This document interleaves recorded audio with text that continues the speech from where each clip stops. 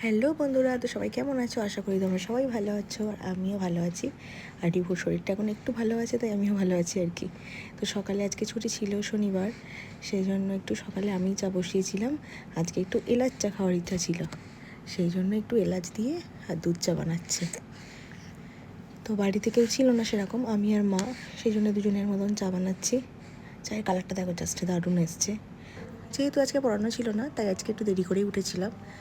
তারপর আরেকটু বেলার দিকে রিভুকে স্নান টান করিয়ে রেডি করে দিয়েছে মা, আর ওকে নিয়ে আমি একটু ঘরে বসে খেলা করছিলাম। আর ও চিরুনি দিয়ে একা একা মাথা আঁচড়াচ্ছে। তারপর আমার দিদা একটু আঁচড়ে দিচ্ছিল হাত ধরে। ও বাবা, হবে না, উনি একা একা ওনার চুল আঁচড়াবেন। তারপর দুপুরে লাঞ্চ করে নিয়েছিলাম। ওকে খাইয়ে নেওয়ার পরে টক ডাল, কুঁদরি ভাজা, শান্তি শাক ভাজা, পেঁয়াজ ভাজা দিয়ে আলু মাখানো, ডিম ভাজা আর ভাত। তো এই ছিল আমাদের আজকের লাঞ্চ। আমার ভাই, মা, দিদা খাচ্ছে। আর এই যে এনাকে এরকম বাথটবে বসিয়ে রেখেছি আর একটা ছোট্ট হাতা দিয়ে দিয়েছি। তারপর বিকালের দিকে, শনিবার যেহেতু ফ্রি আজকে, তো আজকেও সেম কাণ্ড। ওনার এই দিকে এখন আর খেলা করতে ইচ্ছা করে না, এখন শুধু সিঁড়িতে উঠতেই ইচ্ছা করে। তো সিঁড়িতে উঠছে, কিন্তু সাথে একটা খাতা নিয়ে উঠবে। মানে কি জ্বালাতন, মানে ও উঠবে সাথে খাতাটা নিয়ে তারপরে উঠবে। এখন এত জ্বালাতন করা শুরু করেছে, মানে ধরে তো রাখা যায় না। আর হামাগুড়ি দিয়ে পুরো তছনছ করে দিচ্ছে সারা বাড়ির জিনিসপত্র।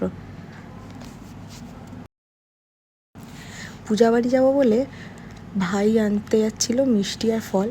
ব্যাস, ওকে যেই দেখেছে, ওকে আমরা তিতির বলে ডাকি, ওর ডাকনাম তিতির, আর আমার ছেলে ডাকবে তিতি। মানে ও এটাই জানে, ওইভাবেই ডাকে ওকে। তিতি তিতি করে দৌড়ে দৌড়ে যাচ্ছে হামাগুড়ি দিয়ে। ও জানে যে ও বাইক নিয়েই বেরোবে। হ্যাঁ, তোমরা ভাবছো যে এইটুকু ছেলে আবার ডাকে, কিন্তু ও ডাকে, ও তিতি বলে ডাকে ওকে মাঝে মাঝে, খুব কম। তো আজকে এরকম হামাগুড়ি দিয়ে যাচ্ছে আর ডাকছে। এবার ওর কোলে উঠবে, উঠে ওর নজর বাইক। ওকে বলছে টাটা দে, ও টাটা দেবে না, ও বাইক জানে, বাইকে করে নিয়ে যাবে ওকে।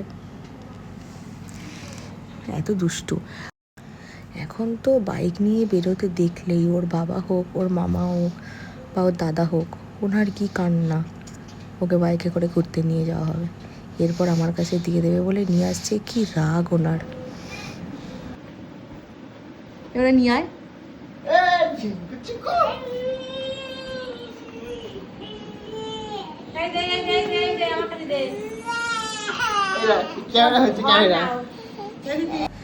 এরপর আমরা রেডি হয়ে গিয়েছি পূজা বাড়ি যাওয়ার জন্য। আর এই যে মা, পিসি, পিসেমশাই, আমার সামনে বাবা। ওকে নিয়ে যাব না বলে, রেখে যাব বলে আমরা রেডি হয়েছি, লাস্টে কি কান্না, তাই জন্য রেডি করে ফের নিয়ে আসলাম ওকে। পুজো বাড়ির গেট এটা, দারুণ হয়েছিল গেটটা। মা যেখানে ছিল সেখানকার সাজানোটা খুব সুন্দর সাজিয়েছিল। আর এটা হলো কাকাদের ঠাকুর ঘর। আর কাকাদের ছাদে করেছিল মায়ের প্যান্ডেল, মায়ের জায়গা। দারুণ সাজিয়েছে মায়ের জায়গাটাও।